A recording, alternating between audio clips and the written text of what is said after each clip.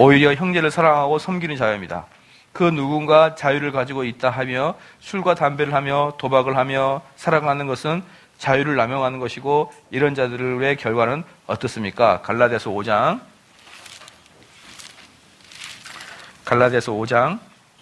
15절 말씀 같이 한번 읽을게요. 시작. 만일 서로 물고 먹으며 피차 멸망할까 조심하라. 예, 씁시다. 피차 멸망할 것이다. 서로 물고 늘어지는 거예요. 서로 물고 늘어져요. 예. 예, 사랑으로 종으로 사는 게 아니고 참 이게 저는 그 페이스북을 안 해요. 안 하고 좀 하다가 너무나 폐해가 심하다. 페이스북은 너무나 폐해가 심한데 그 페이스북을 할 때 저도 이제 해보니까 혼자 이제 컴퓨터 앞에서 하잖아요. 그럼 혼자서 컴퓨터 앞에 있으면은 사람이 상당히 센티멘탈해져요. 센티멘탈. 근데 사실은 그게 주관화의 객관성이 되거든요. 주관적인 것이 객관적이 돼버려요. 그렇기 때문에 목회자들은 혼자 있는 시간이 많기 때문에 상당히 자주 센티멘탈해진단 말이에요. 그럴 때 글을 써서 딱 올리면 어때요? 아주 속내부가 다 보이는. 목회자들의 내부 속을 그냥 다 다 까버려 버리는. 하나도 덕이 안 되는. 그리고 자기 주관대로 판단해가지고. 그래서 저는 이게 더 이상 하고 싶지가 않다. 그런데 제가 안 하면 뭐 하겠습니까? 너무 많은 사람이 하고 그 사람들의 페이스북 친구들 전부 다 평신도고 심지어 불신자들도 있는데 아이고 교회가 이렇게 타락했구나. 그거나 보고 앉아있는 거예요. 계속 페이스북은 전부 다 뭐예요? 이 한국교회 문제만 이야기하고 있는 거예요. 목사들이 전부 다 앉아가지고. 그래서 너무너무 징그러워서 너나 잘해라 한마디 해놓고 그냥 일갈 하고 나가버렸어. 니나 잘해라 이러면서 똑바로 좀 내가 보니까 뭐 집도 절도 없는 네가 더 문제인데 뭘. 자 봅시다. 그러니까 여러분들이 서로 종로로 사지 않으면 뭐가 되는 거예요? 피차 물고 뜯고 멸망하는 수밖에 없게 된다. 그래서 한 번만 좀 생각합시다. 여러분들 서로를 고려해 주지 않고 그냥 말 함부로 하지 맙시다. 그것만 좀 이번 이 갈라디아서 5장에서는 여러분 그거 하나만 좀 생각해 주세요. 서로를 한번 생각해 봐요. 지난주에 제가 했지만 언더스탠드 해보란 말이에요. 남들 밑에서 한 번만 생각해 보라고. 내가 그 사람 처지에 들어가서 한 번만 생각해 보라고요. 그러면은 어때요? 이해 못할 게 하나도 없다니까요. 싹 다 사라지죠. 이해 못할 부분이. 싹 다 사라지죠. 근데 그렇게 옳은 것을 주장하기 전에 항상 뭘 한다? 이게 덕이 되는지 안 되는지를 살피라. 내가 이 이야기를 했을 때 다른 사람이 상처를 받을 것인지 안 받을 것인지 생각을 하라. 이것을 여러분들이 먼저 고려를 한 다음에 뭐든지 행동을 하십시오. 뭐든지 행동. 옳은 것을 이야기하지 말고 제발 좀 옳은 것은 목사만 이야기하고 성도들은 좀 덕을 세우는 이야기를 해달라. 그리고 내가 1대1로 아무리 목회자라도 1대1로 이 사람한테 이야기하면 이 사람 상처받아요. 목회자가 옳은 이야기할 때 좋은 게 뭐냐면 다중한테 얘기하니까 좋은 거예요. 다수한테. 진리는 항상 날카로워서 직접 맞으면 아파요. 그래서 종교개혁자도 그렇게 했어요. 진리는 항상 포장을 해서 줘라. 너무나 날카로우니까. 상처받지 않게. 팍팍 찔러. 내가 너 충고 한마디에 쫙 찔러버리고. 자, 그럽시다.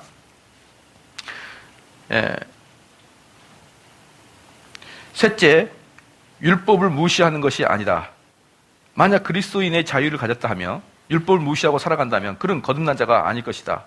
율법을 요약하면 레위기 19장 18절에도 뭐라고 썼느냐? 사랑입니다. 사랑. 율법을 요약하면 사랑이다.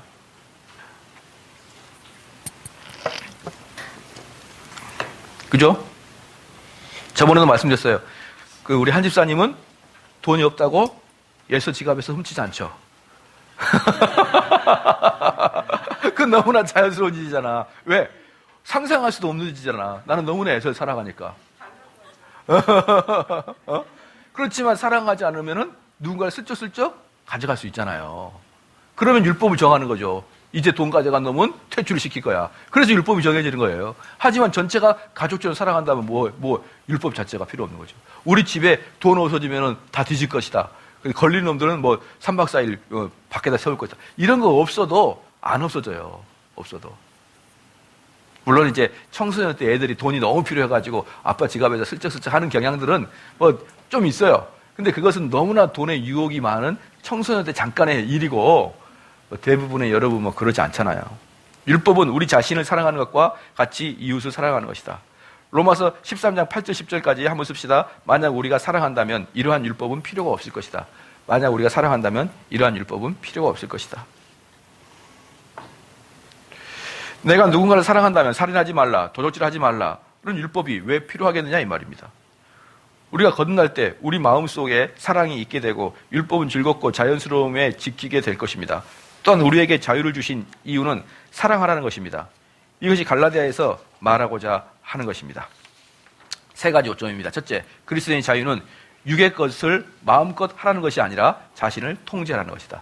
이걸 여러분들이 딱 써가지고 아예 여러분 책상에 다 붙여놔요. 자유란 무엇이냐? 육을 통제하는 것이다. 네, 자유란 육을 통제하는 것이다. 내가 하고 싶은 말 툭툭 해내는 것이 자유가 아니다. 자유가 아니다. 둘째, 그리스도의 자유는 다른 형제 자매를 다치게 하거나 아프게 하는 것이 아니라 다른 사람들을 사랑하고 섬기는 것이다. 사랑하고 섬기는 것이다.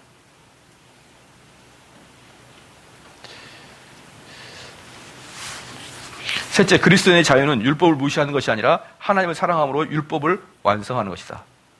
그러니까 율법을 완성하는 뜻이 뭡니까? 여러분들이 자유함이 있으니까 어때요? 그 자유함으로 교회에 헌신을 하란 말이에요. 교회에. 주의 몸된 교회를 헌신할 수 있도록 해야 된단 말이에요. 자유가 있으니까 나는 예배만 드리고 갈 거야. 이게 무슨 소리입니까? 이게 말 같지도 않은 소리죠. 그런데 그리스도인의 자유의 실행은 한번 써볼까요? 한번 써봅시다. 첫 번째는 그 세 가지 요점이 있죠.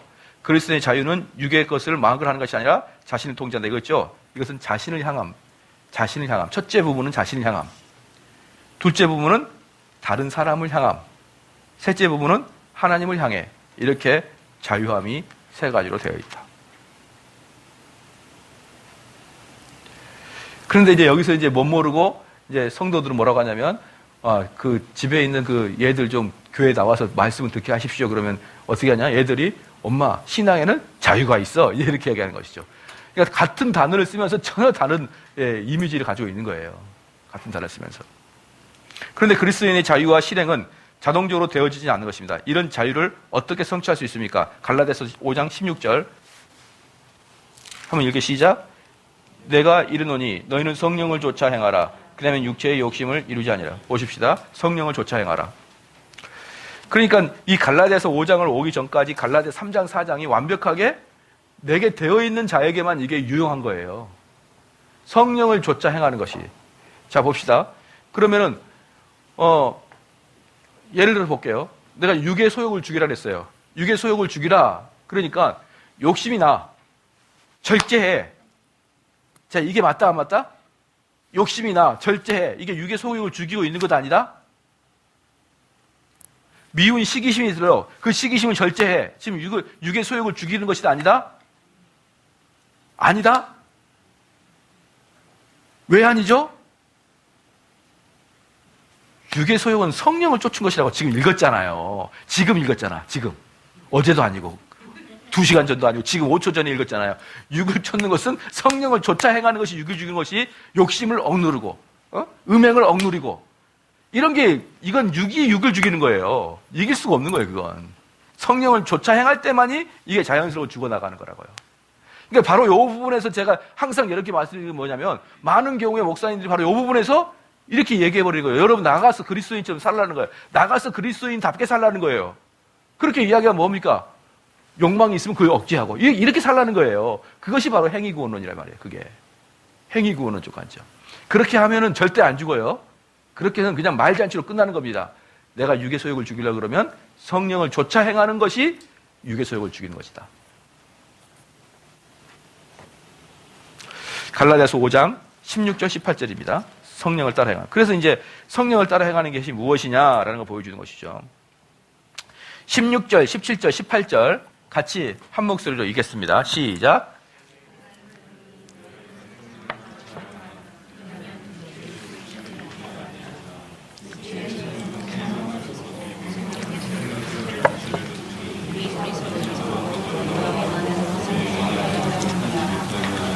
너희가 만일 성령의 인도하시는 바가 되면 율법 아래 있지 아니하리라. 본문의 주제는 거듭날 당시 성령께서 그리스도인들 안에 들어오셔서 우리와 같이 살게 되십니다. 그리스도인들의 삶에서 힘이 되시고 능력이 되어 주시는 것입니다. 그리스도의 삶은 성령이 주관하시는 삶이며 열매를 맺는데 사랑과 희락과 화평과 오래 참음, 자비, 양성, 충성, 온유와 절제입니다. 그리스도인의 기본적인 삶을 살아가면서 하나님께 영화롭게 해드리는 삶과 열매의 삶, 그리고 능력이 넘치는 삶을 사는 것입니다. 5월 6장은 율법과 성령 충만한 삶 또는 성령님을 따라 행하는 것을 대조시켜 놓았습니다. 바울의 nen종은 외부적인 규칙으로 자신을 율법으로 억제시킬 필요가 없다는 것입니다. 그리스도인이라면 성령께서 율법이 생산해낼 수 없는 부분을 내부에서 능력으로 역사하셔서 이루어 나가시는 것입니다. 그러니까 이 부분에서 바로 우리가 이제 그 전도대회 때 상품을 줄까 말까를 바로 이 부분에서 논쟁이 되는 거예요. 만약에 전도대회에서 1등한 사람이 상품을 줘버리면 어떻게 될까요? 지금은 모르는데 몇 번 지나면은 성령의 역사하심이 아닌 어떤 명예와 1등이고 하고자 하는 그런 욕망에 의해서 이 사역이 진행이 돼버리잖아요.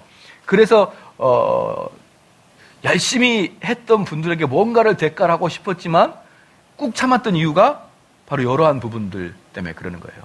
이게 아무것도 아닌 것 같지만 전도가 뭡니까? 기독교의 가장 핵심적인 사역이잖아요. 그 사역 부분을 성령의 역사하심이 아닌 어떤 외부적인 제도에 의해서 끌어간다는 게 옳은가 옳지 않은가에 대한 논의를 좀 했고, 예, 그것은 옳지 않다고 생각해서 이제 같이 식사를 했던 것이에요.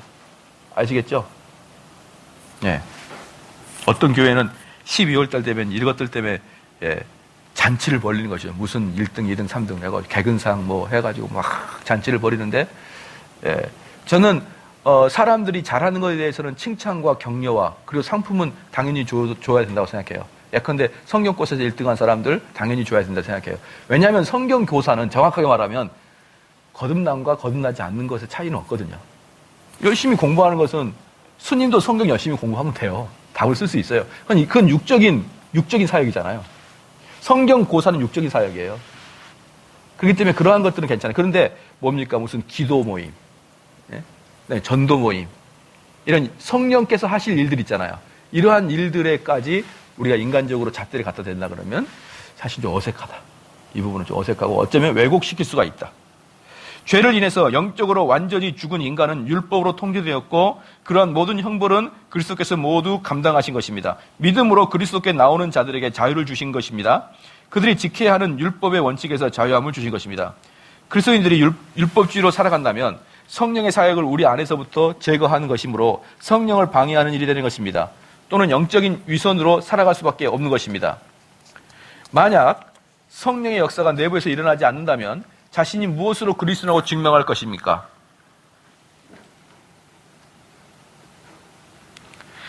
그러니까 쉽게 말하면은 교회를 오래 다니는 게 중요한 게 아니라 성령의 열매가 있냐가 중요한 것이고, 또한 성령의 열매라는 특징 자체가 뭡니까? 자연적인 맺음이에요. 자연적인 맺음. 즉 자연적인 맺음이 아니라 성령의 열매조차도 자기의 노력에 의해서 열매를 만들어내는 것을 우리는 위선이다 이렇게 표현하는 거예요. 자기의 노력. 열매처럼 만들어내는 것이죠. 열매처럼. 근데 그게 자기의 본질이 아니니까 눈이 없을 때는 그걸 안 하는 거예요. 눈이 있을 때는 정말 성실한 척 하다가 눈이 없으면 또 그래요. 누가 저한테 그런 이야기를 했는데 교회에서는 정말 천사야. 목사님들이나 장로님들 많이 그러잖아요. 집에 가면 돌변해.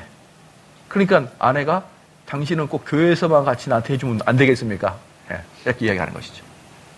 그건 정말 부끄러운 이야기예요. 정말 부끄러운 얘기입니다. 그건 내가 위선자라는 뜻이거든요. 아내가 나를 위선자로 판단하고 있거든요. 얼마나 부끄러워요. 율법적 사고방식, 교회 모임에 하느냐로 영적이냐 육적이냐를 판단하시면 안 됩니다. 내가 옛날에 어떤 목사님하고 구원론에 항상 문제가 있는 것 같아가지고, 목사님 어떤 자가 구원받은 자입니까? 그랬더니 저한테 했던 말이, 목사님 지금 교회 몇 년 다녔습니까? 예, 몇 년 다녔습니다. 바로 그게 성령이 있다는 뜻이죠. 그렇게 오랫동안 교회를 다닐 수가 있습니까? 성령이 없이. 예. 저는 깜짝 놀랐어요. 이분이 이렇게 얘기하면 안 되는데. 여기서는 뭐라고 합니까? 교회 모임에 참석하느냐로 영적이냐 육적이냐 판단하면 안 된다. 근데 그분은 저한테 당신이 교회를 몇 년째 다닙니까? 성령이 없으면 어떻게 30년, 40년 교회 다닙니까? 여러분, 성령 없어도 100년 동안 교회 다닐 수 있습니다. 뭘로? 습관적으로. 아니, 저야 어릴 때부터 교회 다녔으니까 습관적이. 오히려 교회를 안 나가면 이상해요. 어릴 때부터 뛰고 자랐던 게 교회예요. 근데 어디 교회를 밖을 나가? 저는 가끔 가다가 절에 가면은요, 막 머리가 찌끈찌끈 아파요. 찌끈찌끈. 왜? 너무나 어색하니까, 그런 문화들이. 예. 아는 목사님은 어릴 때부터 불교 신자를 자랐다가 커서 목사가 됐기 때문에 절에서 이렇게 떡 나눠주면 먹어. 저는 못 먹어요. 절에서 가면은 저는 생수도 못 먹어요. 그 물도. 이래요. 저는 교회 오는 게 좋아요. 그러니까 거듭나지 않아도 얼마든지 교회 안에 30년이고 40년이고 다닐 수 있는 거예요. 거듭나지 않아도. 문화가 이미 교회 문화인데. 그렇지 않습니까? 그러니까, 이렇게 이야기하면 안 된다. 교회 모임에 참석하느냐로 영적이냐 육적이냐를 판단하면 안 됩니다. 이는 내면의 변화를 본 것이 아니기 때문이고 외적인 이런 모습으로 영적이냐를 판단한다면 그 교회는 신속히 율법주의적 사고방식, 가식하는 자들의 모임으로 변하고 말 것입니다. 이들은 거룩함을 어떤 행위를 하느냐 하지 않느냐로 제한할 것이고 그러나 그리스도인들은 성령의 내부에서 주신 힘으로 자유함을 누리는 것입니다. 안 되는 것을 자신의 노력으로 이루려 하여 불평하고 짜증내는 것이 아니라 오직 그리스도만을 의지하며 평화와 기쁨으로 이루어가는 것입니다. 그러나 유대인들은 율법의 두려움 속에서 살았습니다. 그러나 그런 율법으로도 죄의 마음이 부릴 듯 일어나는 것을 막을 수 없고 겨우 외적으로 제지시킬 수밖에 없는 것입니다. 바울이 말하길 그리스도의 자유는 죄를 더욱 날뛰게 하는 것이 아니라 성령께서 죄를 제지시키는 것입니다. 제가 만약에 당신들 중에 한 명을 미워해요. 누군가를 미워하거든요. 근데 저는 목사지 않습니까? 그냥 참아. 그럼 어떻게 될까요? 내 얼굴 표정에서 느껴요. 이 사람도. 내가 진짜 목사가 아니면 내가 참 너를 갖다 비 오는 날 먼지 나도록 이렇게 하고 싶은데 목회자니까 그렇게 할 수가 없잖아요. 그럼 제 마음에 자유함이 있습니까? 없습니까? 없죠. 내 마음에 뭐가 있는 게 위선이 있는 거예요. 그래가지고 미운데도 예정아 너 오늘 예쁘다. 그 말 같지 않는 소리를 하는 거예요. 말 같지 않은 소리로. 그래서 또 하나를 또 격언을 들어요. 미운 놈에 떡 하나 더 줘라. 선물도 하나 줘봐요. 근데 더 미워. 선물 받는 표정이 떨떠름하거든요. 내가 그럼 자유함을 가지려면 어떻게 됩니까? 얘를 사랑해버리면 자유함이 되잖아요. 얘를 사랑해버리면. 그럼 내가 지금 미워요. 나 이제부터 예정을 사랑해야 지금 사랑이 됩니까? 안 됩니까? 안 되잖아요. 그러니까 성령이 들어와야만 된다는 거예요. 그러니까. 성령이 없이는 어떤 선행도 위선이란 말이에요. 내가 이제 이 아이를 보면 긍휼함이 있고 사랑함이 있으면 어때요? 그냥 대면하는 게 그냥 위선이 아니야. 그대로야. 야, 예정아, 나 너 보면은 너 너무 좋다. 나 너 사랑한다. 예정아, 야, 가서 떡이라는 사람, 이 1,000원만 줘도 어때요? 그건 예정의 표시잖아요. 근데 내가 미워해. 1,000원을 줘. 뭐예요? 내가 너를 미워하지 않기로 내가 정말 다짐하는데 안 된다. 이러면서 1,000원을 주는 거예요. 그건 위선이고, 사랑하는 마음에 사는 것은 위선이 아니란 말이에요. 그러니까 여러분들이 위선을 하지 않으려면 어떻게 된다? 성령이 오셔야지. 참고 견디고, 그것을 억제시킨다고 되는 게 아니라는 거예요. 억제시키는 순간 여러분 위선적으로 빠져요. 그게 지금 바울이 계속적으로 강조하고 있는 거예요. 계속적으로 강조하고 있는 것이다. 성령을 쫓아 행하라. 예.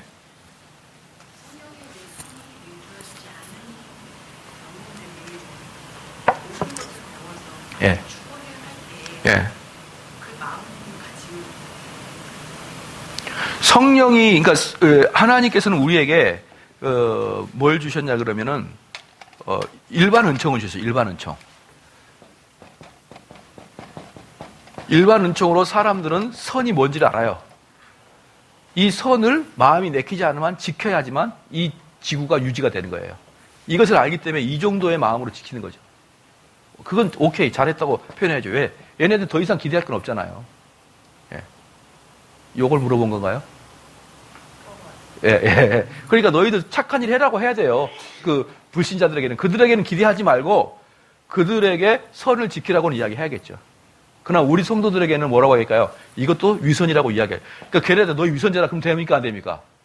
안 되는 거죠. 그러니까 쉽게 말하면 그들에게 능력이 없어요. 아까 성령의 능력이 없잖아요. 그러니까 그들에게 위선자라고 말하는 것은 뭐라고 그러냐면 초등학교 1학년 때 가가지고 너 적분 풀어봐, 미분 풀어봐. 이거랑 똑같은 잔인한 거죠. 그들에게는 플러스, 더하기 마이너스만 할 수 있는 정도의 수준이잖아요. 그 정도밖에 요구할 게 없죠. 예. 자, 그 다음에 그러나 유대인들은 율법의 두려움 속에 살았다. 그러나 그런 율법으로도 죄의 마음이 불일 듯 일어나는 것을 막을 수는 없죠. 그러니까 외적으로 제지시킬 수밖에 없는 것입니다. 바울이 말하길. 그러니까 여기서 뭐래? 그 방금 집사님이 질문했듯이 유대인들에게는 요 정도밖에 할 게 없다. 겉으로 제지시키는 것 밖에는 유대인들이 사실 할 게 없다. 바울이 말하길 그리스도의 자유는 죄를 더욱 날뛰게 하는 것이 아니라 성령께서 죄를 제지시켜 준다는 것을 이야기하고 있는 것입니다. 성령을 좇아 행하라. 어떻게 하면 성령을 좇아 행하는 게 되는 것인가? 바울은 성령을 좇아 좇는 삶과 성령 안에서의 삶을 설명하고 있다. 첫째, 워크바이입니다. 성령을 좇아 사는 것이 거룩의 기본인 것입니다. 율법이 없이도 죄가 성령님을 통하여 그리스도인들 안에서 죄를 제지시키시며 거룩은 성령님의 능력으로 살아갈 때만이 가능한 것을 나타내고 있습니다. 우리가 하나님께 모든 것을 포기하고 복종되었을 때 우리 안에 계신 성령님의 능력으로 우리 속사람이 강건해지는 것입니다. 성령 충만해진 사람들은 거룩한 삶을 살아갑니다. 완전한 자유를 가진 그리스도인들은 해야 할 것과 하지 말아야 할 것이 구분되어 있지 않습니다. 많은 자들은 속으로는 욕망으로 가득 차 있어도 외적으로는 아무렇지도 않은 듯 하는 위선자들인 것입니다. 그러나 그리스도인은 내 외부의 죄에 민감하여 그러한 죄를 성령께서 제지시켜 주시는 것입니다. 그러니까 쉽게 말하면은 성령 충만한 자에게 어떠한 죄의 행위는 그게 아무리 작을지라도 어떻습니까? 여러분이 성령의 충만한 자와 아닌 자의 죄에 대한 차이 뭐냐면, 죄가 아무리 작아도 성령이 계신 자들은 이 죄가 아주 불편해요. 불편합니다. 얼마나 불편하냐면, 여러분 양말을 딱 신었는데 양말 속에 요만한 모래알이 툭 들어갔어요. 기분이 어때요? 그걸 빼야지만 여러분이 신발 신고 나가지. 에이, 그 모래알 그거 하나 가지고 푹 신발 신고 나가는 사람 거의 없다. 그걸 빼야 된다. 그런데 여러분들이 만약에 그 전투화 같은 걸 신었어요. 막 끈을 막 묶고 가요. 근데 속에 요만한 알이 들어갔어요. 뺄 수가 없어. 그러니까 발가락 꼼짝꼼짝거려. 그거 안 하려고. 그러니까 사람들이 묻는 거예요. 너 왜 그러니? 요만한 모래 하나에 들어가지고 걸리적거린다. 그럴 때 사람들은 야, 그거 가지고도 괴롭냐라고 할 정도로 성령이 충만하지 않는 자들은 여러분들의 작은 죄 때문에 몸부림치는 것을 성령 충만하지 않는 자는 너무 이상하게 여기는 거예요. 야, 그 정도 죄도 그렇게 힘드냐? 정말 그 성령에 민감한 자들은 어떤다? 눈 안에 모래알이 들어가시 그걸 빼지 않고는 절대로 안심을 할 수가 없는 거예요. 그걸 빼버리지 않고는 절대로 뭐 합니까? 안정과 평안이 없는 거예요. 그게 성령 충만한 자예요. 그러니까 성령 충만한 자가 죄를 질 수가 있다. 하지만 죄를 짓지만 그 죄는 여러분들의 마음을 엄청나게 불편할 것이다. 근데 제3자가 봤을 때는 깜짝 놀란다. 어떻게 그런 죄까지도 불편하느냐? 요 정도의 이야기를 들어야 성령이 내주하는 자다. 네, 내주하는 자다. 아무리 죄 턱턱 치고 이러는 거 애들은 뭐 눈에다가 모래 턱턱 뿌리는 거예요. 이게 인간이야 이 말이 로봇이지. 네. 그래서 성령을 좇는 사람들은 어떻습니까? 아주 작은 죄라도 예민해지게 된 것이다.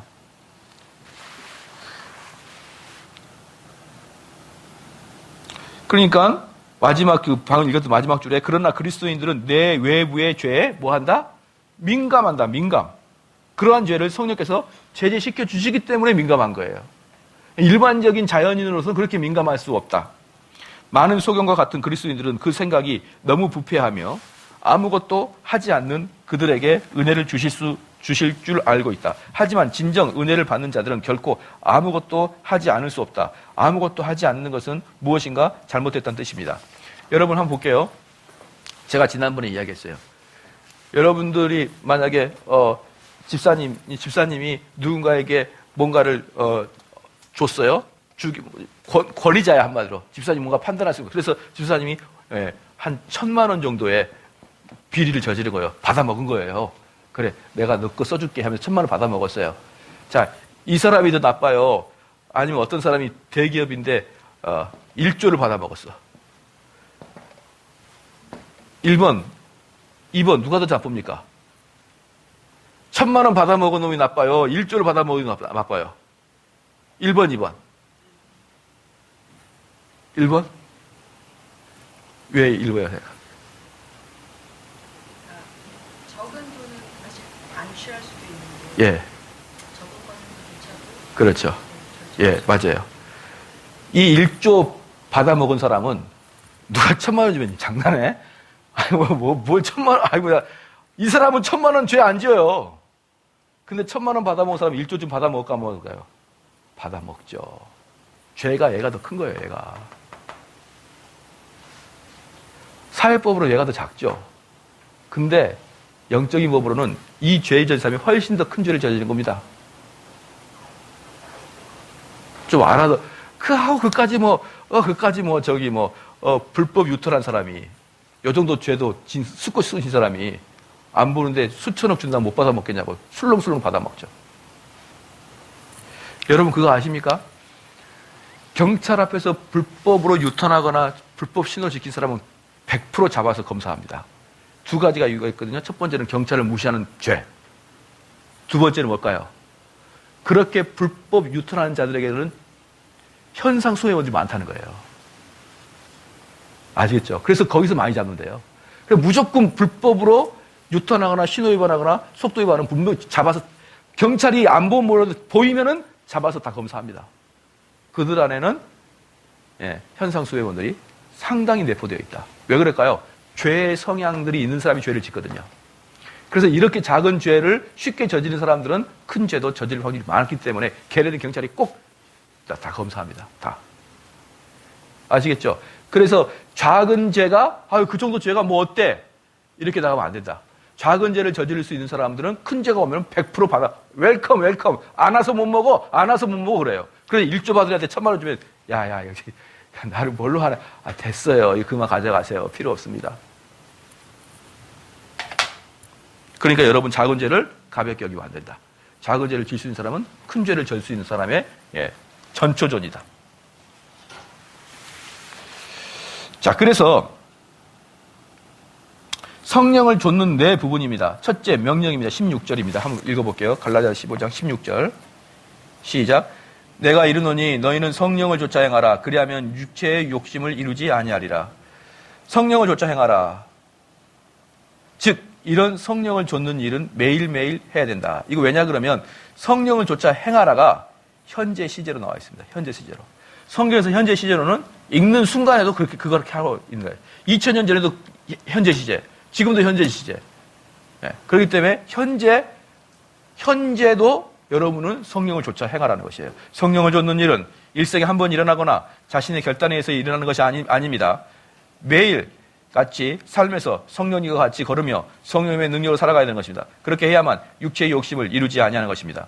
모든 그리스도인들은 그 속에 성령이 계시고 성령이 계신 자들은 어떤 사람일지라도 혹 어리거나 청년일지라도 육의 소욕으로부터 승리할 수 있는 것입니다. 죄는 결코 정보로는 이길 수 없습니다. 오직 성령을 좇아 행할 때만 가능합니다. 여러분들 중2병에 걸렸다 그러잖아요. 중2병. 너 중1이구나, 그지? 중1이 이제 중2 되면 중2병에 걸려요. 자, 얘네들 어떻게 해야 된다고요? 성령의 몽주로 뚜렷해야 된다. 성령의 몽주로. 그것은 중2병이 아니라 뭐예요? 악한 영이에요. 악한 영. 여기 보니까 뭐라고 합니까? 어린이나 젊은이들도 어때요? 성령을 따라 행하면은 죄를 짓지 않는다고요. 죄를 짓지 않는다고. 그러니까 얘가 중이니까 당연히 말을 듣지 않습니다. 이렇게 여기면 안 돼요. 걔는 지금 악의 영을 지배받고 있는 거예요. 악의 영을. 그렇죠? 성령께서 우리의 삶을 주관하셔서 계속적으로 항복되어져서 영적으로 완전히 말씀에 의지하고 사는 삶을 말하는 것. 이것이 거룩의 일이다. 자, 그래서 중요한 거예요. 여러분이 성령을 따라가는 것은 말씀에 자꾸 항복되는 거예요. 저 말이 맞구나. 저 말이 맞구나. 이게 바로 성령을 쫓아가는 첫 번째 말이에요. 맞아. 항복되어지고 내 이론이 아니라 저 이론이 맞구나. 이게 항복되어지는 과정인 거예요. 그러니까 이 말씀의 시간이 얼마나 중요합니까? 이 말씀의 시간이 결국은 여러분을 성령을 쫓아 행하게 하는 것이니까. 이것이 바로 거룩의 열쇠입니다. 거룩의 열쇠예요. 그리스도인이라면 자기 속에 성령이 임재하고 있다는 것을 다 인지하고 있습니다. 이게 또 중요한 게 뭡니까? 내가 성령의 사람인가? 아닌가? 이렇게 헷갈리는 것 자체가 불신자라는 뜻이에요. 성령의 사람은 자기 안에 있다는 게 확신되는 거예요. 우리가 성령께 모든 것을 맡기고 오직 그분만을 쫓아 살아가는 것은 쉬운 일이다, 아니다? 쉬운 일이다. 아이, 나 참나. 우리 성도님들 참나. 저번에 한번 제가 어디 가서 목사님과 식사하다가 그거 하니까, 이야기하니까, 아유, 참, 말씀대로 살아가면 힘들죠. 목사님들이 그러더라고요. 그 속으로. 육으로 쫓아가니까 힘들지. 육적으로 쫓아가기 힘들지. 겉으로는 어때요? 그러면요, 힘들죠. 왜? 저는 그분들하고 논쟁하고 싶지가 않아요. 이제는 논쟁 안 하고 싶어요. 해봐야 아무 필요 없으니까. 근데 뭐라고 그래요? 제가 거기서 목사님 성령을 쫓아 행하면 쉽습니다. 그러면 어때요? 너 성령 없다는 뜻이잖아. 그러면 뭐 싸우자는 거죠. 겉으로 뭐합니까? 지당하신 말씀이죠. 누가 말씀대로 삽니까? 다 말씀대로 반대로 살죠. 이러면서 막 먹었죠. 그들은 이렇게 합니다. 아유, 목사님 말씀은 맞는데, 목사님 저한테는 그래요. 맨날 맞는 말만 얘기하니까. 목사님 말씀 맞는데 그게 현실에서는 어려워요. 속으로 성령이 없으면 어려운 게 아니라 불가능합니다. 예. 아시겠죠? 그런 것들은 여러분 뭐 자기의 겸손을 나타내려고 그렇게 말하지 마십시오. 그것은요 성령이 없다는 뜻이에요. 성령이 없다는 뜻. 예. 그걸 목사나 장로나 뭐 이런 안수집사님이나 권사님 그런 이야기 하면 됩니까? 그럼 정말 그러면 안 될 일이겠죠. 여기 뭐라고 합니까? 그것은 쉬운 일이다. 오직 그분만을 쫓아 살아가는 것은 쉬운 일이다. 예. 왜? 주께서는 우리에게 멍에를 매게 하지만 그 멍에는 결코 무겁지 않다는 거예요. 결코 무겁지 않다. 굴복과 인간의 노력입니다. 인간의 노력을 다 내려놓고 모든 것을 성령께 맡긴다는 사상을 정적주의라고 합니다. 정적주의는 인간의 노력이 첨부되면 하나님의 거룩이 무너진다는 것입니다. 인간은 하나님께 굴복하면 성령님께서 인간의 노력 없이도 모든 것을 다 이루어 주신다는 사상입니다. 이 사상은 성령을 쫓아 행하는 부분에서 인간의 노력 부분을 하나도 첨가하지 않은 것입니다. 바로 이러한 것들이 누구냐? 퀘이커 교도들이 이걸 중시하고 있고, 그 다음에 찰스 피니 같은 사람 또는 감리교 같은 사람, 웨슬리 같은 사람들이 이러한 정적주의에 속해요. 그렇죠. 쾌지상에도 표현되죠. 이렇게 하나님 내 마음에 들어오면 이제 나는 떠나고 그 성령님이 이끌어가야 돼. 근데 우리 개혁교회는 또 그렇게 얘기하잖아요. 여러분에게 성령이 들어가 있어도 여러분 육의 소용이 여전히 남아 있는 거야. 그러니까 뭐가 있는 거예요? 마음에 우리는 갈등이 있다고 얘기해요. 갈등이. 육의 옛날부터 가지고 있던 육의 소욕을 성령이 계속 죽이는 갈등. 그러니까 또 하나 여러분의 성령이 내주하심에 대한 증거가 이 속에서 갈등이 계속 발생하느냐예요. 그러면 갈등이 생기다니 모르면 내가 이리로 가려고 그러는데 가지마 끄는 게 있단 말이에요. 그렇죠? 그게 언뜻 보면은 어때요? 하고 싶은 것을 안 하고 있는 마음이 생기는 거예요. 그러면 이것이 위선인가? 그렇게 생각하지 말라는 거예요. 그것은 뭡니까? 성령이 여러분을 설득하는 과정이니까. 근데 정적주의는 어때요? 딱 들어오면은 아니 이 속에 성령이 들어오셨는데 성령께서 내 마음을 완전히 녹여서 그대로 간다는 것이죠. 그대로. 그게 감리교 웨슬리안들이 주로 하는 얘기죠.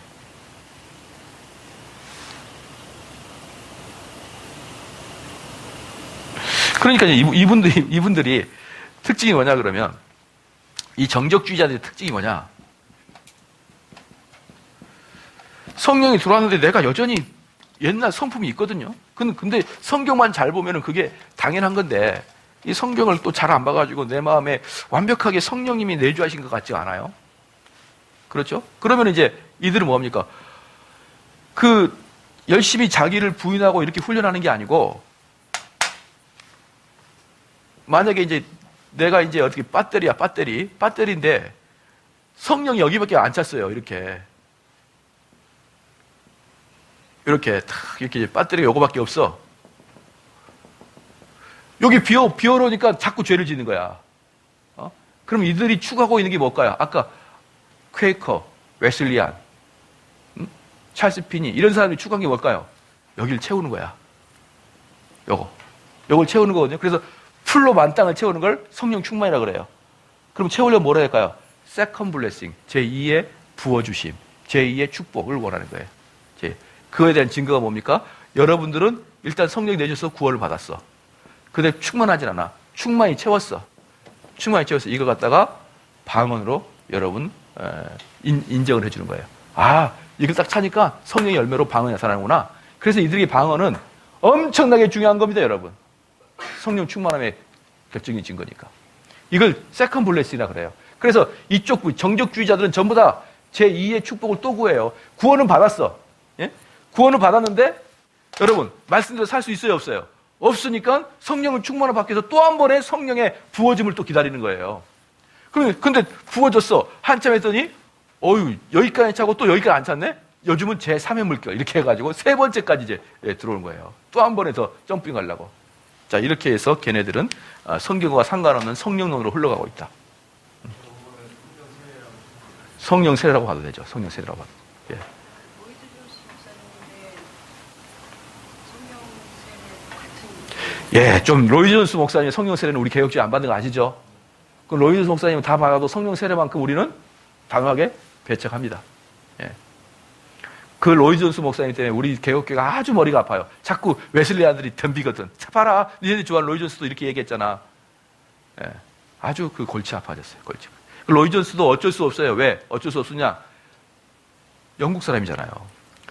제가 이런 말을 해드릴게요. 정통 개혁주의는요, 영국 물 먹은 거 별로 안 좋아합니다. 영국 개혁주의는 항상 웨슬리안이 살짝살짝 들어가요. 여기서 말하는 영국은 현대 영국을 말하는 거예요. 현대 영국은 19세기, 20세기, 21세기 영국을 말하는 거고 17세기 오리지널 청교도는 괜찮죠. 그들은 근데 거의 대부분 미국 보스턴 쪽으로 와버렸어요.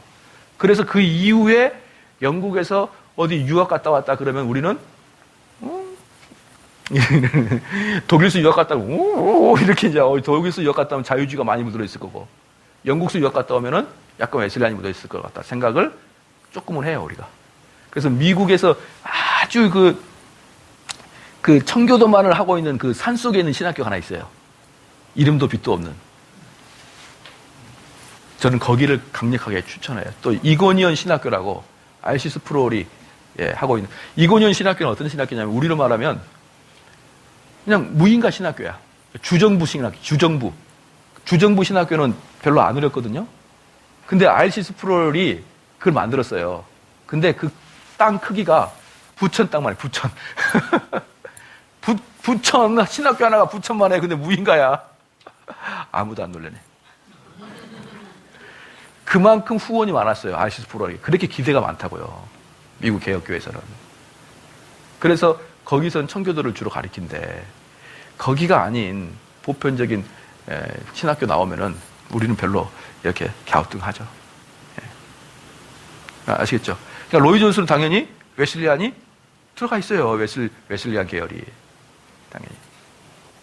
그럼 만약에 로이드 존스 목사님 성령 세례가 예. 개혁주의 관점에서 봤을 때 크게 문제가 없다고 여기는 입장에서는 예. 그러면 어떤 관점으로 다시 이거를 탐구해 봐야 될까요? 그 개혁주의 목사님들 중에 로이드 목사님 성령론이 괜찮다고 말하는 분하고 대화 안 해버려요. 개혁주의 목사님들은. 아유, 쟤하고 대화하지 말자. 그들은 정통 개혁주의를 벗어났죠. 정통 개혁주의를 벗어났기 때문에 그 말씀을 드렸지만 모든 그 신학 자체가 뭐 완벽하지는 않지만 모든 신학은 논리잖아요, 논리. 그렇기 때문에 이 자크처럼 연결 쫙 돼 있는 거예요. 톰지바퀴처럼. 근데 그 중에 그 방언이나 또는 로이 존스 목사의 그 성령 세례 같은 논리가 요 바퀴에는 안 들어가요. 못 들어가게 돼 있단 말이에요, 체계가. 근데 이렇게 가다가 방언과 예언과 로이 존스의 성령론을 딱 넣어버리는 사람들은 신학적 체계를 못 갖추고 있다고 우리 평가를 해요. 예컨대 튤립 교리 강의할 때 전적 타락 있잖아요. 그다음 그 무조건 선택 이 순서가 있잖아요. 근데 갑자기 이 순서로 가다가 제한 속죄는 난 동의 못해 이러면 어때요? 그 사람은 튤립 이론을 이해를 못하고 있는 거예요. 전체를. 그것처럼 로이 존스 목사님의 성령 세례를 개혁교회 성령 세례라고 이야기한 사람은 전체를 이해가 전체로 틀로 돌아가고 있지 않다는 거죠. 그럴 경우에는 개혁주의 신학에 대해서 더 많이 탐구를 해봐야 돼요. 그런데 안 할 거예요 아마. 그들도 안 할 거고 그래서 우리는 많이 대화를 해봤기 때문에 안 해요. 대화를 그냥 우리끼리 저 사람은 정통에서 벗어났구나라고 이야기를 하는 거지. 제 생각입니다. 예.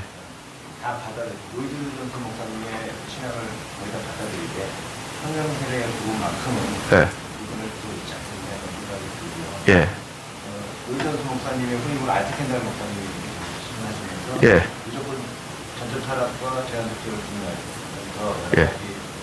알미니안 쪽 여론을 나타나는 것만 보더라도 후임 목사가 계속하고 있다는 것을 반발하고 있지 않습니다. 네. 지금 로이전스 목사님, 우리도 영국 한번 갈 거잖아요. 그죠? 영국은 한 6년 후에 갈 거예요. 돈 모으세요. 알았죠? 예정이 6년 후에. 3년 후에는 우리 저기 터키나 예루살렘 가서 그 폭탄 맞으면 죽어버릴 거니까. 근데 어쨌든 예루살렘 한번 가려고 하거든요. 거기 가서 다 생명보험은 들고 가야 됩니다. 알았죠? 죽을 확률이 50%니까. 영국 가면 로이존스 목사님 교회 가봐요. 제 할머니 10명 앉아있어요. 거기에 비해서 스펄저 목사님 교회 지금 3,000명이 넘어요. 스펄저 목사님 교회는 거기도 숫자가 쭉 줄었다가 손자 피터 마스터스 목사가 손자가 들어왔거든요. 근데 그분이 은퇴할 때가 됐는데 그분은 철저히 청교도로 했어요. 지금 3,000명이 넘고 로이존스 목사님은 그렇게 그 당시에는 최고였죠. 근데 지금 10명도 안 남아요. 왜? 인본주의가 들어왔기 때문에. 그 길을 우리는 로이존스가 터졌다고 생각하는 거예요. 그 길을. 여러분들이 혹시 로이존스 목사님을 좋아하시는 분들하고 한번 생각해봐요. 저도 로이존스 좋아하잖아요. 제 설교와 로이존스 목사님의 글이 좀 틀리다는 느낌이, 감이 좀 약간 다르다는 느낌을 좀 해보시지 않았나요? 동일지성 어때요? 좀 다르죠? 좀 달라요. 로이존스 목사님. 이렇게 말씀드리면 죄송한데 개혁교회에서는 로이존스 목사님을 청교도로 안 봐요. 좋은 개혁주의자고 청교도로 인관하기 위해서 아주 좋으신 분이라고 생각하는데 그분을 정통 청교도로 본 사람이 아무도 없어요. 청교도들은. 정통 신학교를 다니지 않은 거죠. 만약에 정통 신학교를 안 다녔어도 그래도 정통으로 청교도를 할 수가 있죠. 예컨대 무디 같은 사람도. 근데 로이존스는 많이 섞여 있어요. 알미늄주의와 섞여가 있어요. 그걸 건드리면은 한국에서 너무 파장이 크니까 저는 안 건드려요. 언제부터 그렇게 조금 변하시나요? 로이존스 처음부터. 예, 처음부터. 그런 청교도를 많이 공부하는 것도 좋은데 거기서 알미니안을 떼내는 작업도 많이 하셨어야 돼요.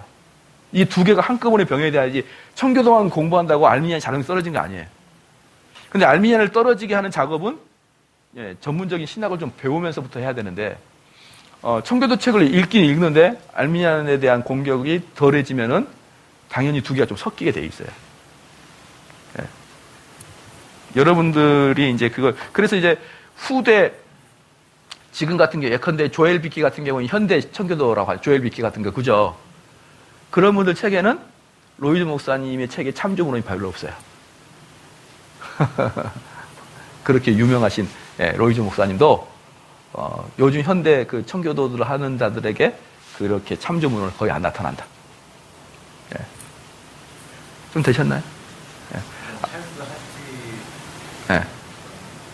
예, 이제 좀 시간이 지나니까 찰스 하치 같은 경우도 청교도라고는 하진 않아요. 개혁교회를. 개혁주의라고 하고 찰스 하치는 정통 개혁주의죠. 정통 개혁주의인데 로이드 목사님 아까도 말했지만 예를 들어 제가 만약에 존 오웬을 막 좋아하거나 찰스 하치를 좋아한다고 해서 그들이 말하지 않는 내 틀린 부분 있잖아. 내 틀린 부분. 그들이 말하지 않았던 부분. 그게 그대로 들어온다니까. 그냥 내가 누구를 좋아하냐가 중요하지만 또 내가 아닌 것들에 대해서 얼마큼 뼈저리게 깎아내느냐가 중요한 거예요. 되셨나요? 예. 예.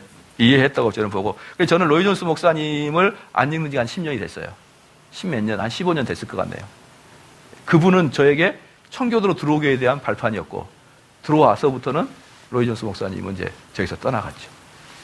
예. 책만 많이 사놓고 반도 못 읽고, 졸업해버렸어. 아까워요, 책이. 때려서. 이해가 되시나요? 그래서 로이존스 목사님 책을 다 읽으면요, 청교도들이 성경을 보는 관점은 정말 예리하거든요.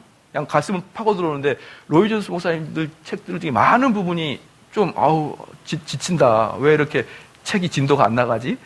이런 게 많아요. 그러다가 로이존스의 특징은 마지막에 이제 쫙, 확 깨고 들어오는데, 저는 이제 로이존스를 여러분이, 근데 여러분 로이존스 집사님 읽어봤나요? 안 읽어본 사람에게 이렇게 말하는 것 자체가 논리적으로 옳지 않아요. 읽어봐야 돼요. 읽어봐서 그분의 특별히 산상수훈, 또 그 다음에 뭡니까, 뭐, 구약을 사용한 복음설교, 또, 뭐 몇 가지 엄청 좋은 책이 있거든요. 너무 좋아요. 주옥과 같은 책이에요. 그런 걸 꼭 읽어야죠. 자, 그 다음에 봅시다. 자, 물론 그리스도인의 항상 굴복하는 자세를 갖는다면 고결한 거룩의 삶을 살아갈 수 있을 것입니다. 그리스도인의 거듭남의 부분에서는 분명히 모든 것을 하나님께 굴복할 것이며 거듭날 때의 죄는 더 이상 우리를 주관하지 못할 것입니다. 굴복이란 자신의 죄를 깨닫고 자신의 무가치, 무능의 존재임을 깨닫고 그리스도 앞에서 모두 포기하고 오직 긍휼을 구하는 것이다. 아주 낮아져서 겸손함을 보이는 것입니다. 회개를 통해 매우 낮아진 심령 속에서 성령님의 역사는 그들의 죄의 용서함을 나타내고 그들을 갈급하게 하며 그리스도를 사랑하는 마음을 갖게 하여 그들에게 열정과 담대함을 그들 마음에 심어줍니다. 그러니까 뭡니까? 성령이 있는 사람은 감동적으로 분명히 열정이 있다. 열정이 있다. 자기의 죄가 있으면 그 죄가 끊기 싫어도 오른팔을 잘라내는 그런 고통도 감수할 수 있는 게 성령의 역사다. 그러니까 성령이 내주한 사람이 교회에서 무덤덤하게 앉아있거나 맹하게 앉아있거나 이런 것은 가짜예요. 가짜.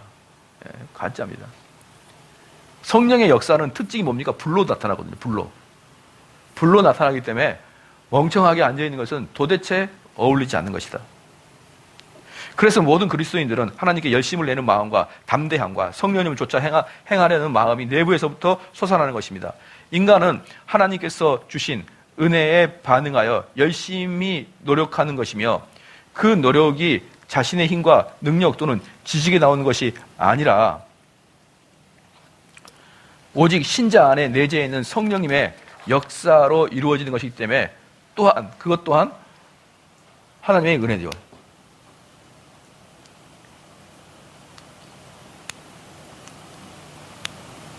자, 여기서 이제 중요한 게 뭐냐면, 아니, 그러면 아까 정적주의처럼 막 성령님이 하신다면서요. 그런데 왜 거룩하라라고 명령을 내립니까? 그 문제가 어려운 문제예요. 성령님이 하신다면서 왜 거룩하다고? 그럼 내가 거룩해지려면 어떻게 되는 것이죠? 또 이건 외식자가 되잖아요. 그렇죠. 그럼 이 결과는 뭐냐? 결과는 뭐냐면 이거예요. 여러분들이 하나님께 은혜를 받으면, 아, 맞다. 이것이 맞다고 동의가 되는 거야, 첫 번째. 그리고 그대로 순종해. 근데 시간이 지나니까 어때요, 또? 나른해져. 나른해지고 또 가기가 싫어져요. 그러면 그때 자기를 쳐서 가. 근데 그때는 그걸 외식으로 보여요. 그런데 시간이 지나면 또 은혜를 받아. 무슨 말인지 알겠죠? 여러분은 영과 육이 섞여 있기 때문에 육체적인 요소들이 영을 지배할 때가 있다니까요. 나른해져. 그럴 때는 여러분이 어때요? 또 거룩을 추구해 나가는 거예요. 그래서 시간이 지나다 보면 어떻게 되는 거예요? 내가 가고 싶지 않을 때도 가려고 마음 먹었던 것 자체가 성령이 주신 마음이다라는 거예요. 지금 이해가 되나요? 가고 싶지 않아. 근데 나는 가야 돼. 그래서 간 거야.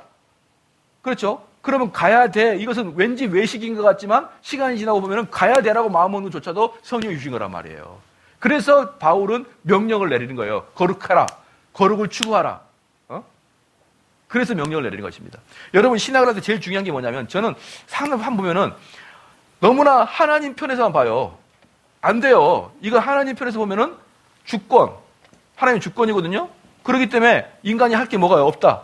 그렇죠. 이게 바로 하이퍼 칼빈이라 했죠. 아까 또 정적주의라고 말할 수 있고.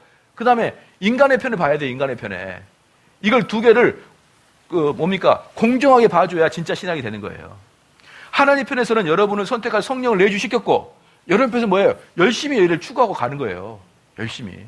그렇기 때문에 명령법으로 나오는 거예요. 명령법으로.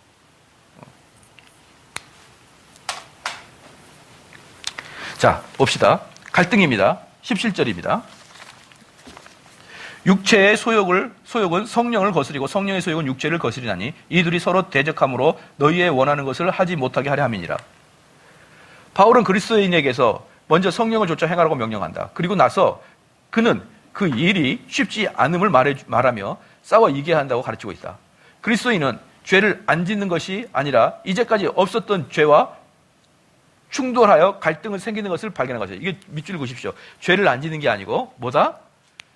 죄와 갈등을 느끼는 거예요. 그동안에 갈등이 없었던 죄와 갈등을 느끼는 것입니다. 아직 육체는 죄의 원칙을 가지고 있기 때문입니다. 그리스도인들도 역시 영화에 들어가지 않았기 때문에 육체의 죄는 존재합니다. 그래서 우리는 육체가 구속받기를 기다리는 것이죠. 육체에도 죄가 있어요. 육체에 죄가 있는데 습관적인 죄가 여전히 남아있단 말이에요. 그러니까 옛날에 어떤 분이 그러더라고. 자기는 담배를 끊었어요. 끊었는데 밥만 먹고 나면 습관적으로 자꾸 가슴에 손이 가는 거야. 왜? 여기 담배가 항상 있었으니까. 이게 습관이 육체에 남아있잖아요. 예? 그것처럼 여러분이 지금까지 죄했던 죄의 습관들이 육체에 남아있기 때문에 이 육체를 제거시켜야 돼. 어떻게 해야 제거시키기 가장 좋을까요? 시작. 교회 행사에 다 오면 제거가 돼. 네. 교회 행사에 오면 다 제거가 돼. 왜? 교회 행사는 주로 언제 있으니까 여러분이 술 마시러 갈 자리에 딱 교회 행사가 있잖아요. 저녁에 있고 주말에 있고. 어디 죄지러 갈 때 안 가고 교회 와 있으면은 여러분 육체가 오히려 훈련이 되는 거예요. 육체도 구원을 받아야 된다. 육체도 회복이 돼야 된다. 예. 그래서 새롭게 태어난 그리스도인은 성경의 말씀을 읽고 하나님께서 원하시는 것이 무엇인지, 하나님의 방법이 무엇인지, 어떻게 행해야 하는 것인지, 거룩함이 무엇인지를 알며 성령을 쫓아 행하는 것도 압니다. 또한 그리스도인들은 그 가운데서 항상 갈등하며 육과 충돌하는 것도 알게 됩니다. 그러니까 이 새롭게 태어난 사람들은 어때요? 말씀도 읽고 싶고, 이 말씀의 뜻이 뭔지도 궁금하고, 그럼 내가 어떻게 살아야 되는지, 내가 하나님 말씀을 어떻게 살아야 되는지, 이런 걸 궁금해하는데 거듭나지 않은 자는 이런 도대체 이게 궁금해 안 해요. 정말 나는 외식적인 그리스도인 보면 너무나 답답해요. 나 묻고 싶어. 너 왜 교회 나오냐 도대체? 지옥 갈 건데. 지옥 가려면 차라리 어디 가면 되는 거예요. 차라리 전 세계 돌아다니면서 좀 세상이나 구경하고 와요. 하나님 만들어 이 자연이나 교회 다니지 말고. 죽으면 못 볼 거잖아요. 하나님 만들어진 저 아름다운 세상 언제 보고 갈 거야? 교회 온이라고. 차라리 탁 떠나십시오. 떠나서 만 세상을 쳐다보고 죽으란 말이에요. 그리고 우린 천국 가서 다 볼라니까 위에서. 정말 이런 열정이 없이 교회 다니는 사람 보면요, 야, 안타까움을 떠나서 정말 한심스러워요. 그럴 필요가 없는데. 너희들 그렇게 교회 다닐 필요가 없는데. 물론 그렇게 꼬다로운 보리자루처럼 앉아가지고 언젠가 말씀이 들어간다고 저는 확신합니다. 확신하는데 그 말씀이 들어가기 전까지의 그 세월들은 정말 이루 말할 수 없을 정도로 헛된 세월을 보내고 있는 거예요. 헛된 세월을. 정말 그렇다고 목사님 그러면 다 가라고 해야 되나요?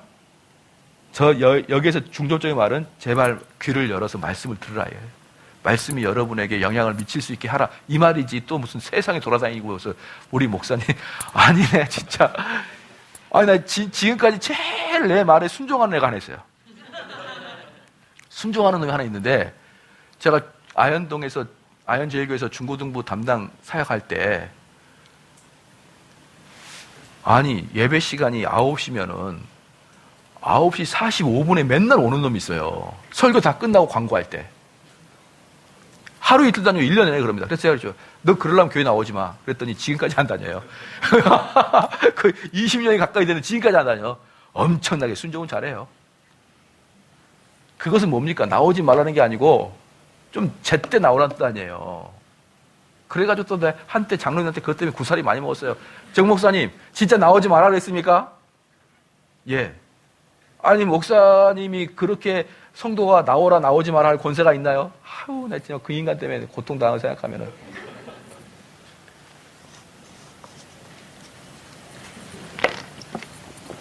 할렐루야. 그 다음부터 제 별명인 나오지 마 목사. 나오지 마 목사. 예. 그래서 거듭난 자가 아니면 그들에게 죄의 갈등이 없습니다. 명령을 이해하고 성을 쫓아 행하는 것도 이해합니다. 성령을 쫓아요. 성령을 쫓아.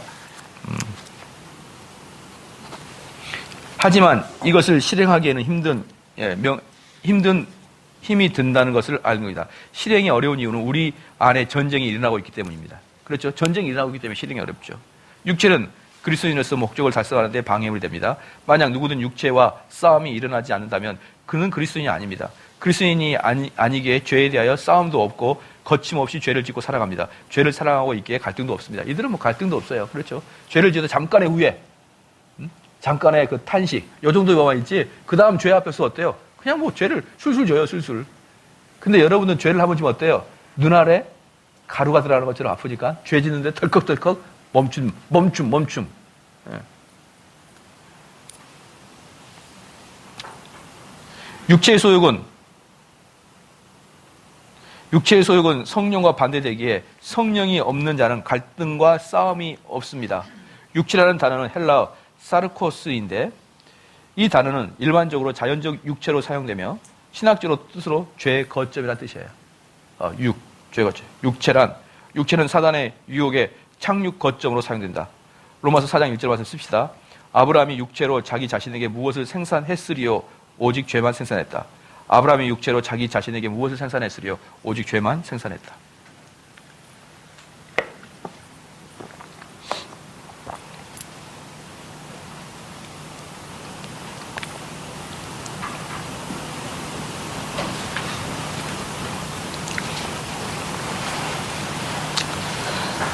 아브라함의 육체가 노력하는 것은 하나님과 떨어져 있고 싶어 하는 것뿐이다. 갈라디아 3장 3절에 자신이 스스로 노력해서 거룩해지려는 것이다. 자신이 스스로 노력해서 거룩해지려는 것이다.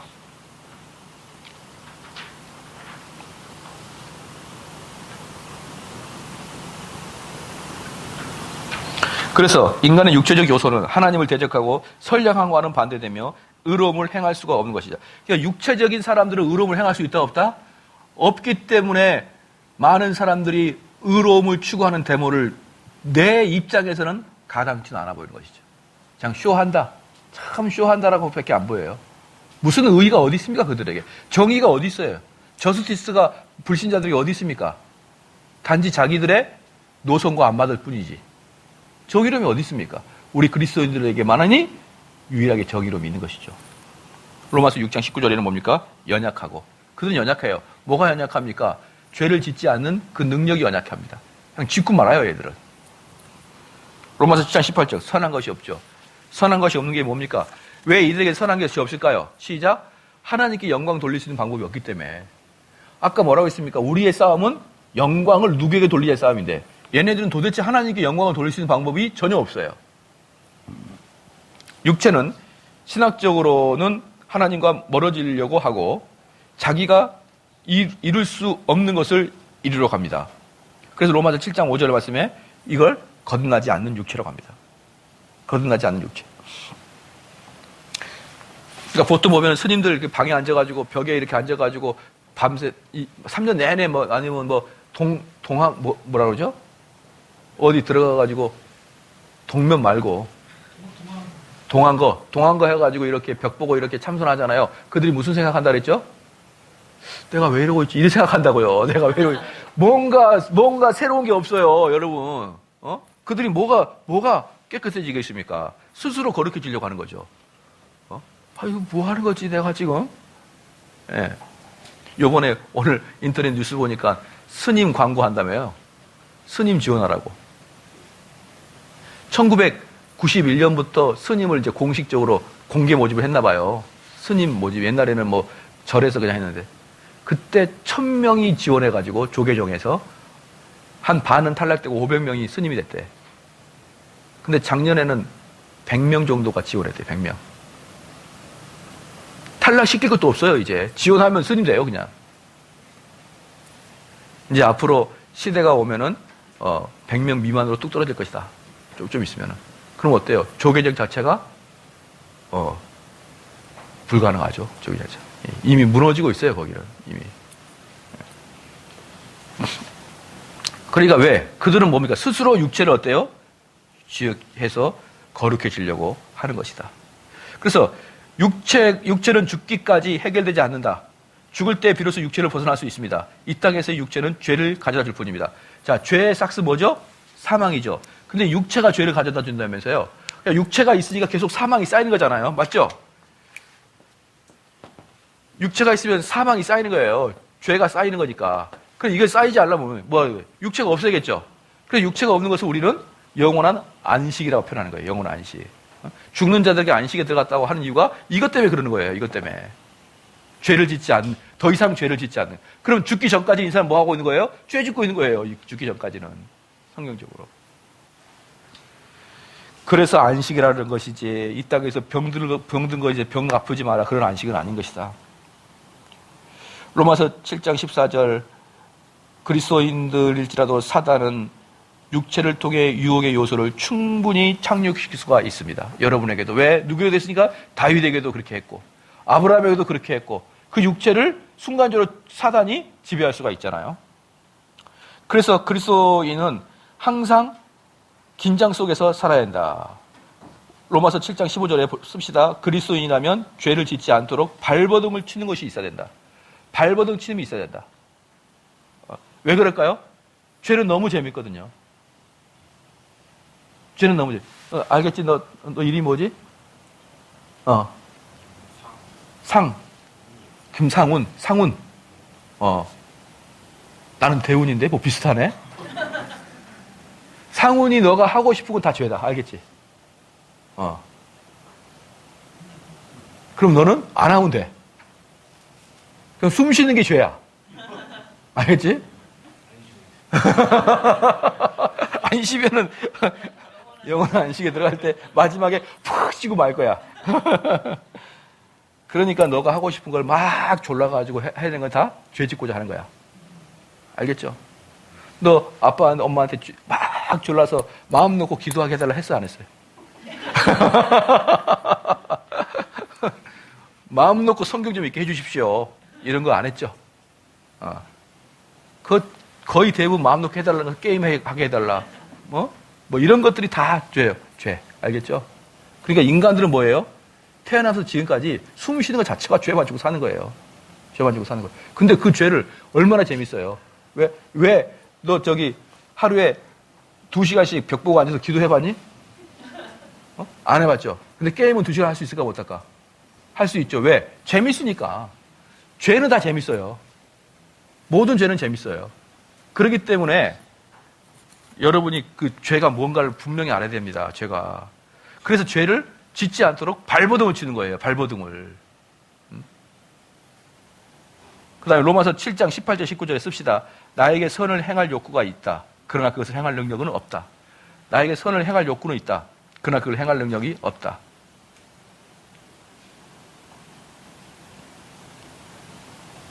그렇죠. 또 하나 물어볼까요? 물어볼게. 너 반에서 공부 잘하고 있니? 너 1등 하고 싶은 욕구가 있어, 없어요? 없어? 아유, 참. 너무나. 그러면 어쨌든 공부 잘하고 싶은 욕구는 있잖아. 근데 그걸 행할 능력이 없잖아. 그러니까 여기서 말해. 선을 행할 욕구는 있어요. 근데 그 선을 행할 수 있는 능력은 사람에게 없다고. 그렇죠. 바울은 자신은 선을 행하기를 원하지만 육체를 통한 죄를 쉽게 물리칠 수 없고 고통하고 있는 모습을 자신이 나타내고 있습니다. 그리스도인은 그 누구도 이렇게 육체의 부패함을 통해서 괴로워하는 것이에요. 다. 내가 왜 이럴까? 괴로워하는 것입니다. 로마서 7장 24, 25절 한번 써봅시다. 그 해답은 오직 예수 그리스도뿐이다. 그 해답은 오직 예수 그리스도뿐이다.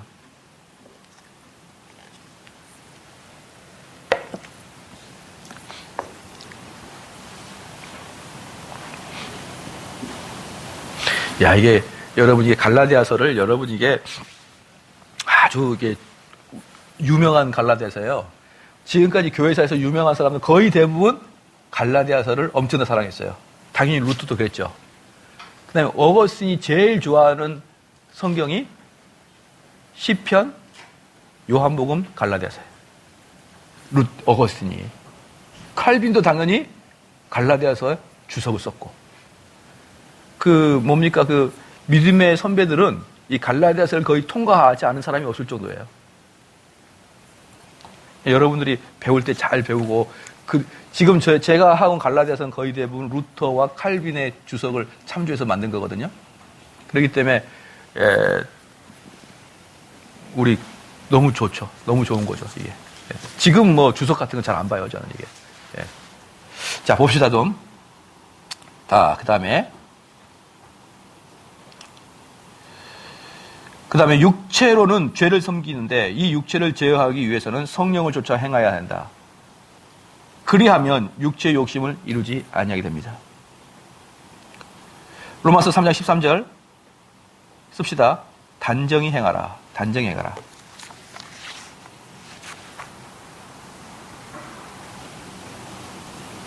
단정히 행하라. 단정히 행하라. 이 뜻은 무슨 뜻이냐? 로마서 3장 13절에 단정히 행하라. 이 뜻은 무슨 뜻이냐? 낮에처럼 행하라. 낮에처럼. 사람들이 너를 보는 것처럼 행하라.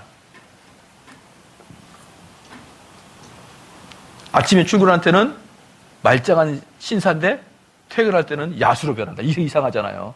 뭐 사람이 안 보이면 야수로 변하고 술집에 가면 야수로 변하고. 우리는 모든 것을 낮에 드러내듯이 살아야 된다. 그럼 어떻게 하는 것이 낮에 걸어다니는 것과 같이 생활하는 것인가?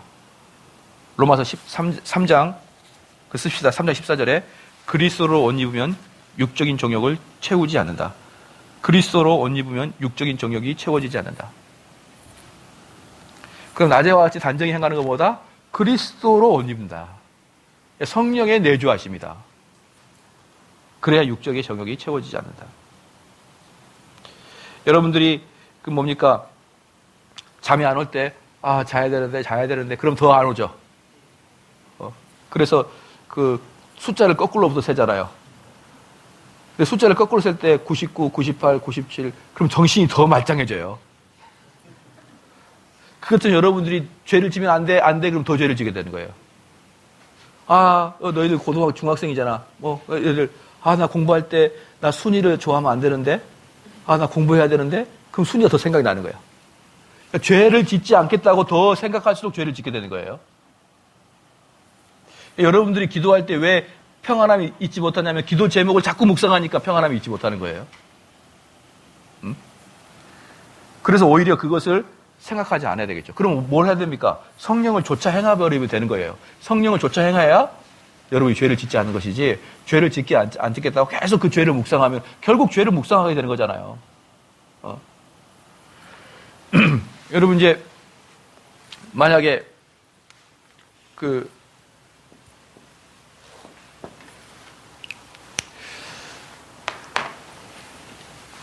어느 밭에, 여러분이 어느 시골에 가서 밭에 성경에 나와 있듯이 감추인 보화를 발견한 거예요.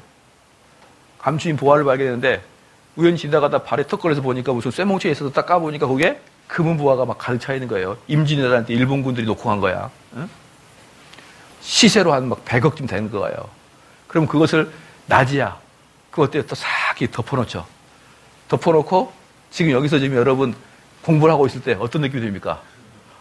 계속 머리는 거기가 있는 거잖아요. 그래서 어때요? 그게 지금 누가 가져갔나? 누가 혹시 가다가 툭 걸렸나? 여러분 관심이 어때요? 계속 가 있죠. 지금 뭘 의미합니까? 계속 그 금은보화를 묵상하죠. 거기 있는 금은보화를 묵상하고 그 금은보화를 결국은 우리 집에 가져올 때까지 안심이 안 된단 말이에요. 계속 금은보화를 관심이 갔죠. 또 만약에 여러분들이 이제 오래간만에 돈을 그동안 모아가지고 한 5천만 원 현금을 5만 원짜리 해가지고 딱 여기다 집어넣고 왔어요. 어때? 그냥 올 수 있나요? 계속 여기에 신경이 써요. 누군가가 스치만 지나가도 막 그래요. 그래요, 안 그래요? 지금 뭘 의미합니까? 제일 중요한 것은 연거푸 신경 쓰게 돼 있어요. 중요한 것에는 신경이 쓰이게 돼 있어요. 근데 여러분들이 죄 짓지 말자고 계속 묵상하면 뭘 묵상하는 거예요? 죄를 묵상하게 되잖아요. 그래서 죄가 중요하게 돼버린다고. 그래서 하나님을 묵상하고 성령을 좇는 걸 묵상해야만 그분이 중요한 분이 되는 것이지 죄를 짓지 말자고 죄를 묵상하면 그게 중요하게 된단 말이에요. 여러분의 기도도 마찬가지. 기도 응답 받는다고 여러 가지 문제, 이번에 내 아들 수능 보내 잘 보게 해주십시오. 그러면 결국 뭐가 되는 거예요? 그 문제로 골똘히 대해서 그 문제가 커져버리는 거예요. 그래서 기복적인 기도가 안 좋다 이 말이에요. 기복적인 기도가. 오히려 그걸 키워버리니까. 좀 이해가 되시나요? 항상 좋은 것은 계속 묵상하게 되어 있고 계속 묵상하는 것은 그게 좋은 게 돼버려요. 그래서 저기 성락교회 김기동 목사의 가장 큰 문제가 뭡니까? 귀신을 너무 많이 이야기하잖아요. 너 이렇게 얼굴 빨개? 빨간 귀신이 들어갔다. 이렇게 얘기하잖아요. 감기? 귀신 들어갔다. 모든 걸 귀신하게 귀신만 묵상하게 되는 거예요, 거기는. 그래서 여러분들이 여기서 보면은 성령을 여러분이 쫓아 행하야만 죄로부터 벗어나는 것이지 죄를 묵상하는 게 아니라는 거예요. 예. 죄를 묵상한다는 것은 죄 짓지 말아야지 이렇게 다짐하는 걸 죄를 묵상한다 이렇게 뜻하는 거예요. 그렇죠? 그래서 로마서 3장 13절과 갈라디아서 5장 16절을 종합해 보면 성령을 쫓아 행하는 것은 그리스도를 옷 입는 것과 같은 것이다. 즉 성령 충만이나 성령을 쫓아 행하라는 것은 그리스도 그 자체에 된다는 것입니다. 그리스도 생각이 내 생각을 지배하고 그리스도의 패턴대로 나를 인도해 주실 것입니다. 이러한 상태는 항상 우리의 양심에 그리스도께서 임재하심으로 살아갈 수 있는 것입니다. 이것이 성령을 좇는 삶입니다. 어때요? 이제 아시겠죠? 성령 쫓아라. 다른 말은 뭡니까? 그리스도를 쫓아라는 거예요. 그리스도를 쫓아라. 뭐예요? 그럼 그리스도가 어디 계십니까? 말씀 안에 계시잖아요. 말씀을 여러분 속에 계속 채우는 것만이 뭐 하는 거죠? 성령을 쫓아 행하는 거예요. 말씀을 채우는 게 성령을 쫓아 행하는 것이고 말씀이 가득 찬 자들은 죄를 못 져요. 성령의 사역은 그리스도에게 초점이 맞춰져 있습니다. 그래서 성령을 쫓아 행한다는 것은 그리스도의 패턴으로 살아간다는 것입니다. 예, 중요한 거 아닙니까? 너가 성령도 살아간다? 삶이 누구처럼 살아가는 거예요? 그리스도처럼 살아가는 거예요. 아니, 그리스도가 너무 어렵죠? 그럼 누구처럼 살아가면 됩니까? 바울처럼 살아가면 돼요. 그래서 여러분들이 어떻게 노래 불렀어요? 예수님처럼 바오로처럼 그렇게 좀 살아라고. 그렇게 노래만 부르지 말고 살아. 노래는 그렇게 부르고 실제로는 바울과 정반대로 살아가는 거예요. 우리 딸아이가 제가 오면은 아빠 힘내소요. 우리가 있잖아요. 네 때문에 힘들다. 너가 얼마나 아빠를 힘들게 하는지 아느냐. 다른 사람은 너처럼 나를 힘들게 하지 않아. 예, 노래만 잘해, 노래만. 그래서 성령을 쫓아 해간다는 것은 그리스도의 패트로 살아간다는 것입니다. 결과적으로 그리스도로 옷 입는다는 것은 말씀을 더욱 공부하면 그리스도 더 알게 되고. 예, 그리스도 옷 입는 게 뭐예요? 결국 이것도 말씀이에요. 말씀. 뭔가 신비한 개떡 같은 게 하나 딱 나한테 온 게 아니고 말씀으로 풍성해지는 것이 그리스도로 옷 입는 것이다. 말씀을 더 공부하면 그리스도를 더 알게 되고 그 삶을 살게 된다는 것을 의미합니다. 즉 내 삶을 말씀으로 채워 살아가는 것입니다. 결론을 내릴게요. 그럼 어때요? 성령을 쫓아 행하라. 여러분이 죄를 짓지 않으려면 죄를 짓지 않겠다고 묵상하는 게 아니라 성령을 쫓아 행하라. 성령을 쫓아 행한다는 것은 뭡니까? 그리스도의 패턴으로 살아라. 그리스도의 패턴 사단이 뭐예요? 그 패턴이 성경에 나와 있지 않느냐. 그래서 성경으로 충분히 채워라. 그래서 결국 뭐예요? 죄 짓지 않으면 말씀 공부하라는 거예요. 죄 짓지 않으면 말씀으로 가득 채우라는 거예요. 죄 짓지 않고 막 기도하고 막 그러지 마요. 부담스러우니까. 그냥 안 살면 되지 왜 기도를 해요? 안 살면 되는 거지. 집사님, 이번에 우리 한번 수련회 같이 갑시다. 기도해 볼게요. 하지 말란 말이에요. 기도하지 말고 그냥 가면 되는 거예요. 가면. 뭘 기도를 해봐요. 그래서 바울은 내 삶을 말씀으로 채워 살아가는 것을 바로 성령 충만한 삶이다. 성령 충만한 삶이다. 자, 이 이론이 별것도 아닌데 대단히 어려운지 보통 성령 충만은 집회 가가지고 머리 흔들고 기도를 해야 성령 충만하다고 생각하는 거예요. 그건 전혀 성령 충만함과 관계가 없는 건데 그래서 바울은 내가 그리스도를 더욱 알기를 원하노라 한 것입니다. 성령 충만한 삶이란 그리스도의 가르침과 삶의 방법에 흠뻑 젖어 있는 것을 말하는 것이고 이런 삶은 육체의 수욕을 억제시키는 것입니다. 여러분 머릿속에 그리스도의 삶으로 말씀으로 가득 차 있는 놈이 어떻게 죄를 질 수 있습니까? 어떻게? 갈라디아서 5장 17절에서는 육체의 소욕은 강한 욕구 또는 강한 갈망을 뜻합니다. 육체의 욕구를 채우기 위해서 경쟁해서라도 채운다는 것입니다. 그래서 육체의 소욕은 성령님과 대항하며 성령님께서는 그리스도인들을 지배하시려 하는 것입니다. 우리가 분명히 알아야 할 것은 죄를 걱정하고 사단의 전력을 걱정하기보다는 여기서 중요한 게 뭡니까? 그런 거 걱정하지 말라고요. 사단의 방식을 걱정하지 마라. 죄를 걱정하지 마라. 온전히 그리스도로 옷 입혀야 합니다. 그럴 때 죄와 사단으로부터 승리를 할 수 있는 것입니다. 성령과 육은 한 곳에 있는 것입니다. 이들은 서로를 대적하는 것입니다. 성령께서 그리스도인의 삶을 주장하려 할 때마다 육은 그것을 대항하여 싸우는 것입니다. 그렇죠. 그러니까 저번에도 말씀드렸지만 여러분이 거듭난 사람은 가서 거듭난 사람처럼 사십시오. 그럼 됩니까? 안 됩니까? 안 되는 거예요. 그렇게 하면은 계속 말씀의 자리에 와서 말씀으로 가득 채우고 그 말씀이 여러분을 강하게 끌고 갈 거란 말이에요. 너 그거 사람은 그렇게 안 되라고 말씀이 이야기할 거란 말이에요. 말씀이 내 속에서. 그럼 그렇게 안 사는 거예요. 그게 바로 영이 이끌어가는 삶이라고요. 그게. 예. 어떤 사람은 그래요. 목사님, 내가 이쪽 갈까 저쪽 갈까요? 알려주세요. 아니 그걸 어떻게 알려주냐고요. 영이 이끌어간다는 그렇게 아는 게 아니라 나를 죄 짓지 못하도록 이끌어간다는 거예요. 나를 죄 짓지 못하도록. 그럼 부산에 가나 서울에 가나 어때요? 죄 짓지 않는 곳, 말씀이 충분한 곳, 말씀이 풍성한 곳으로 가는 거예요. 다른 걸 따지는 게 아니고. 육의 연약함, 성령의 강함. 성령이 개입하기 전까지는 육에는 활성화가 그다지 나타나지 않았습니다. 그러나 성령이 개입하시면 육은 갈등이 심해집니다. 이게 뭐랑 똑같습니까? 여러분, 육과 성령은 항상 전쟁 중에 있는 것입니다. 그러나 그리스도인은 항상 승리할 수 있습니다. 왜냐? 육은 연약하고 성령은 강하시. 자, 봅시다. 여러분 몸속에 요상한 바이러스가 들어왔어요. 그럼 어때요? 모든 게 달라지잖아요. 갑자기 몸이 나른해지고 열도 나고 기침도 나잖아요. 악성 바이러스가 들어왔으면 그러잖아요. 내 온 몸에 이질적인 게 들어오면 내 몸이 바뀌어버리죠. 맞죠? 그것처럼 여러분 몸은 원래 죄의 몸이었단 말이에요. 마귀가 진을 치고 대장하고 있던 장소에 그냥 성령이 하나 들어와요. 그럼 우리 몸으로 봐서는 그게 뭐야? 악성 바이러스 하나가 들어온 거죠. 이물질이 들어온 거예요. 그럼 온몸이 어때요? 그때부터 난리가 나는 거야. 난리가. 그걸 경험해야 된단 말이에요. 그걸. 그러다가 이게 누를 것 같아가지고 성령은 우리를 결국은 이겨버릴 수밖에 없다.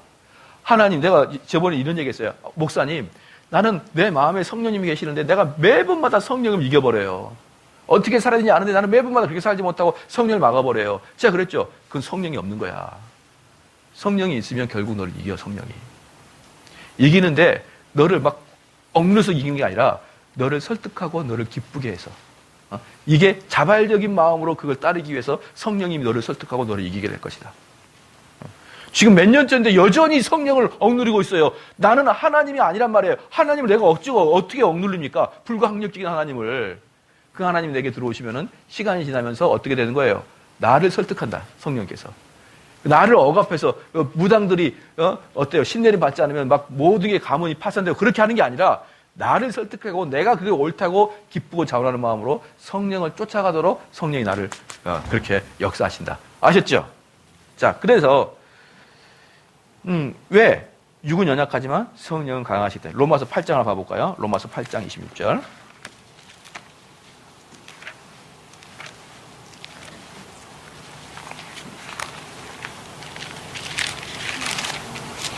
로마서 8장 26절 같이 한번 읽겠습니다. 시작. 이와 같이 성령도 우리 연약함을 도우시나니 우리가 마땅히 빌 바를 알지 못하나 오직 성령이 말할 수 없는 탄식으로 우리를 위하여 친히 간구하시느니라. 자, 여기서 봅니다. 성령은 강하시고 육은 연약하다.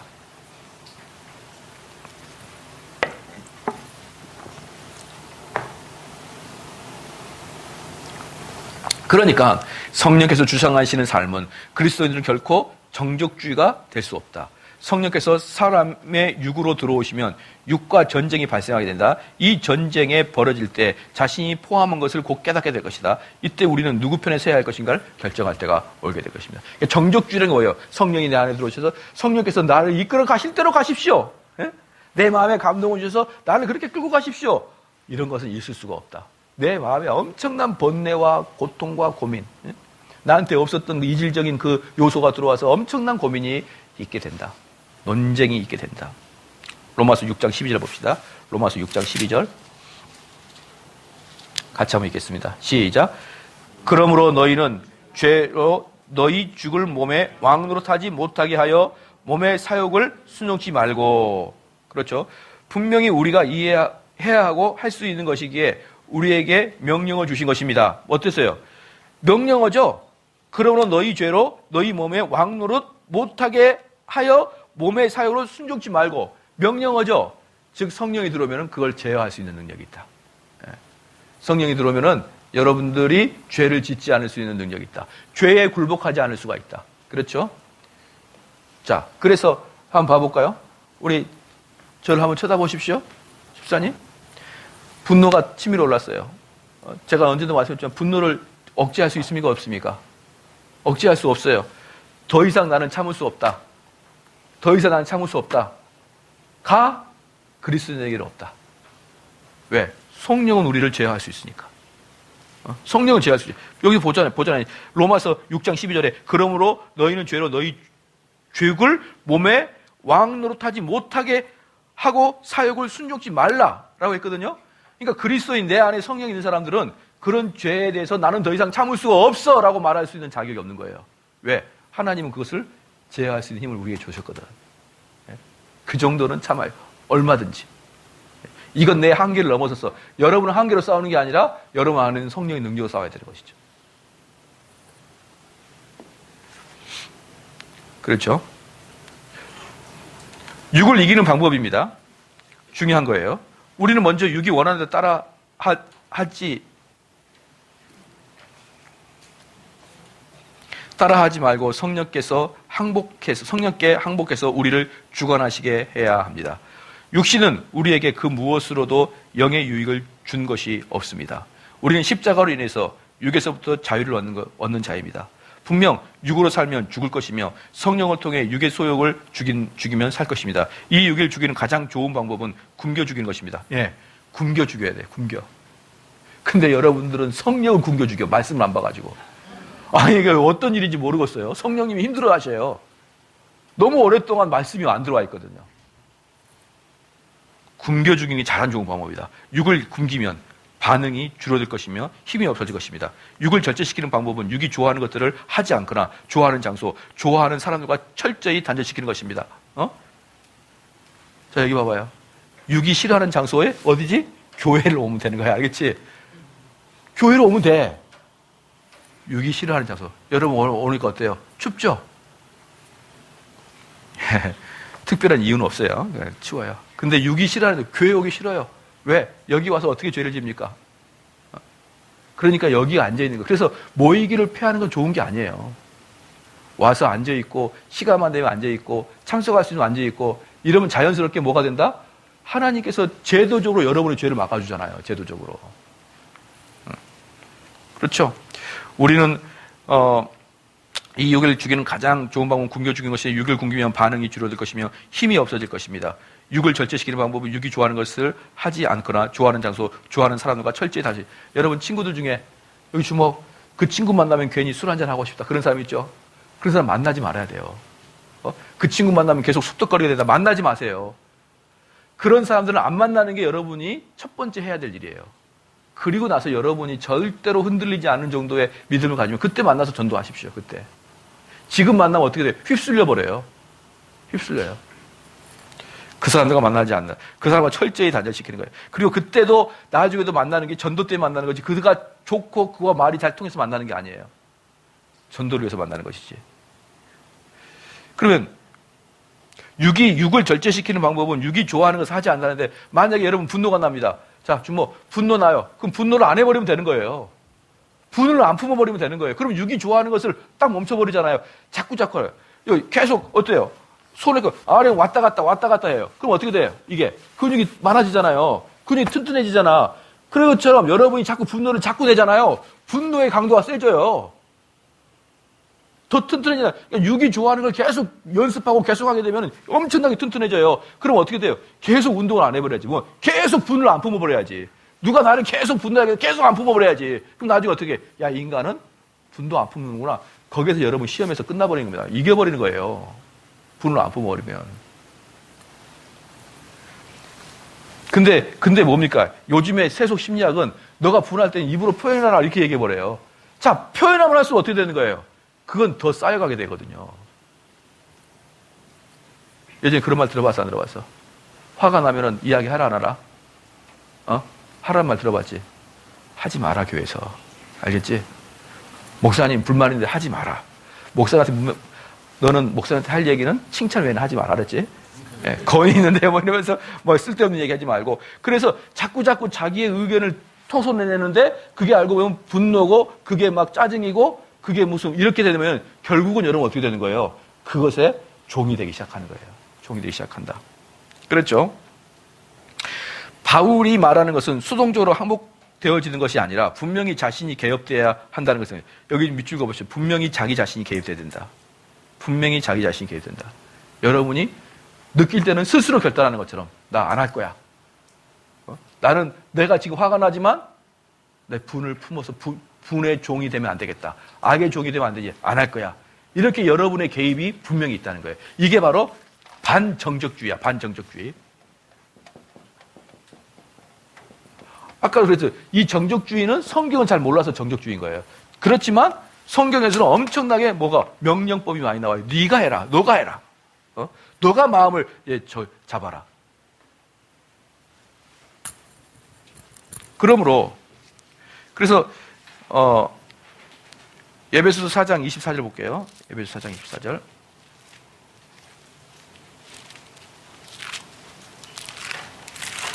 에베소서 4장 24절. 한번 읽겠습니다. 시작. 하나님을 따라 의와 진리의 거룩함으로 지으심을 받은 새 사람을 입으라. 여기서 명령어잖아요. 새 사람을 입어라. 명령법이다 말이에요. 예. 골로새 3장 5절 말씀은 지체를 죽이라. 지체를 죽이라. 그러므로 우리의 삶은 경주의 삶으로 나타납니다. 머물쳐 복종하는 이유가 뭡니까? 자, 고린도전서 9장 27절 한번 써봅시다. 이게 참 재밌는 말이에요. 복음 전파 후 오히려 자기가 도리어 버림을 받을까 두려워했었어요. 바울은 자기가 버림을 받을까 두려워했어요. 복음을 다 전파한 후에. 그런데 우리 교인들은 한 번 구원에 확신받고 죽을 때까지 그 흔들리지 않은 희한한 사람들이에요. 바울도 흔들리고 그러는데. 나는 한 번도 지옥 갈 것을 의심해 본 적이 없어. 그런 사람들을 청교도들은 가짜라고 해요. 한 번도 천국과 지옥에 대해서 고민해 보지 않고 두려워하지 않는 자들은. 네.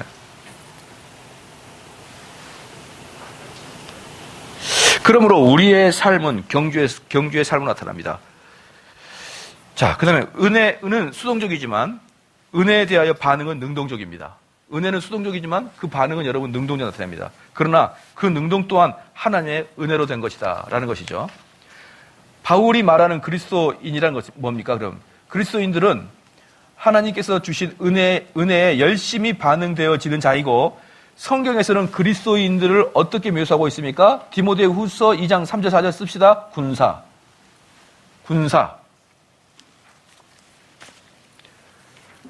두 번째 2장 5절 운동선수. 세 번째 2장 6절 열심히 있는 농부. 군사, 운동선수, 열심히 있는 농부. 그렇죠? 그럼 군사의 특징이 뭡니까? 군사의 특징은 자기가 직접 싸운 것이지 구경꾼이 아니다. 직접 싸우는 것이지 구경꾼이 아니다. 여러분이 직접 싸워야 된다. 운동선수는 뭡니까? 시작. 법대로 경기하는 것이다. 법대로 경기의 룰을 따라 경기하는 것이다. 열심히 농부는 열심히 농부고. 그러니까 이런 게 우리 성도예요. 우리 교인들은 군사 아니면 운동선수, 그것을 성취하기 위해서 열심히 여러분이 절제하고 그 일을 이루는 운동선수, 열심으로 곡식을 거두는 농부. 이 세 가지 모습이 여러분이 나타나야 되는 것이지, 뭐 여기 교회 뭐 마음에 힐링하러 오고 그러면 안 되는 거예요. 무슨 힐링입니까? 힐링은. 무슨 군인이 무슨 힐링을 해, 이등병이. 운동선수 힐링하지 않죠. 농부가 어떻게 별을 베는데, 여러분 우리 여러분 우리 이영숙 권사님이 계시잖아요. 이영숙 권사님 엄청나게 크게 밭을 갖고 계시잖아요. 엄청 아름답거든요. 거기 가서 하지 말아야 될 일이 있습니다. 하지 말아야 될 이야기 첫 번째. 야, 평온합니다. 그분들 피투하고 합니다. 그거 피투하게 돼요. 그거 다 해놓으니까 평온해 보이죠. 어우, 정말 웰빙이네요. 농부한테 그런 얘기 하는 게 아니에요. 그거 하나 완벽하게 해놓기 위해서 피땀을 흘립니다. 피땀을 흘려요. 근데 무슨 교회에 힐링하러 옵니까? 그런 땀과 피를 흘리러 교회에 오는 것이지. 마지막으로 읽겠습니다. 그리스도인의 삶이란 그냥 지켜보는 구경꾼을 이야기하는 것이 아닐 뿐더러 전쟁에 몰두하는 자입니다. 그러니까 교회에 보면 11시에만 딱 보고 구경하고 가는 사람들 정말 몇 번을 설교해도 못 알아들어요. 구경하고 가는 거야, 구경하고. 여러분들 봉사하지 않은 분들은 내년에 꼭 봉사 하나씩 다 하십시오. 어떤 거라도 봉사하셔야 됩니다. 교회는 구경꾼들이 모이는 것이 아니에요. 그러므로 그리스도인의 삶은 내 의지와 능력으로 살아가는 것이 아니라 성령의 능력으로 살아가는 것입니다. 이러한 삶을 살기 위해서는 온전히 그리스도에게 복종되어야 하는 것입니다. 육을 죽이겠다는 삶을 살겠노라 각오해야 됩니다. 그러므로 교회사적으로 정적주의와 반대는 경건주의였습니다. 이 이제 경건주의는 또 이제 너무나 지나치게 나가서 또 뭡니까? 그 교리를 잊어버리고 어때요? 이제 이 정적주의를 가는 게 너무나 말로만 하고 행위가 나타나자니까 진짜로 이제 삶으로 살아야겠다. 이렇게 해서 경건주의 나타나는데 이 경건주의 또 교리가 쭉 빠져요 또. 그러니까 이게 뭐 제대로 되는 게 없는 거예요. 제대로 되는 게 없어요. 자, 여러분 오늘 중요한 게 배웠죠? 제일 중요한 게 뭡니까? 성령을 좇는 삶이 뭔지. 여러분이 성령을 좇아야지만 죄로부터 이탈된다는 거. 죄를 짓지 않기 위해서 죄를 묵상하면 안 된다는 거. 그렇죠? 이걸 배웠어요. 이것은 너무나 중요합니다. 너무나 중요하고, 그리고 이 갈라디아서를 배우지 않는 사람들은 거의 몰라요, 이걸. 성령을 좇는 삶이 뭔지를 몰라요. 그러니까 그들은 단어적으로 성령을 좇아라, 성령 충만하라, 이 말은 알아요. 근데 그게 뭔지, 또 그리스도 이 세상에 살아가는 방법이 뭔지, 이게 전혀 연결이 안 돼 있거든요. 여러분을 위해서 중요한 걸 오늘 배운 거예요. 자, 질문 있으면 하시고요.